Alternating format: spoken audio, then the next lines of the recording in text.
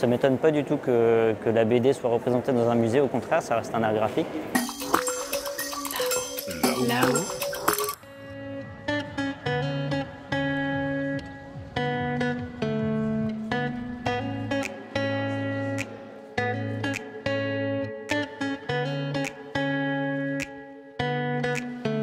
On reçoit de tout, des familles, des collectionneurs.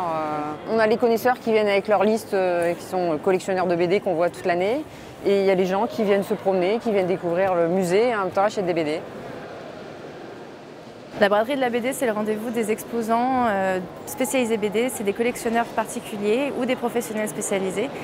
On a autant de la BD d'art, on va dire, des choses bien précises, que de la BD un peu populaire, grand public, des Tintins.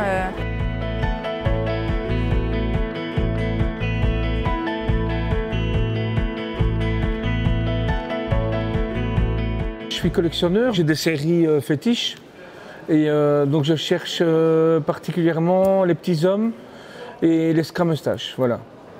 C'est mon Graal. J'aime bien les dessins à l'aquarelle, que ce soit léger aussi. Et ouais, si c'est léger, si l'histoire me touche, c'est surtout ce que je vais acheter.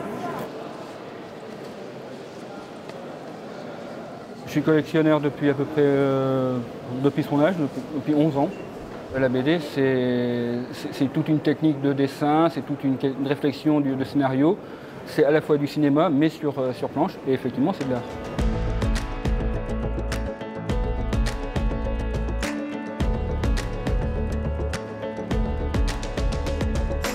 La BD au Palais des Beaux-Arts, pour nous, c'est important. C'est une vraie volonté du musée de ramener un art populaire. Là, on a le premier étage de nos collections qui est ouvert également, donc de pouvoir vraiment avoir les deux aspects où on est sur du dialogue entre les personnes qui viennent dans l'atrium, mais aussi les œuvres autour.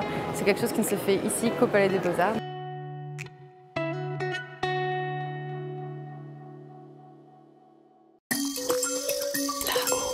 Là-haut.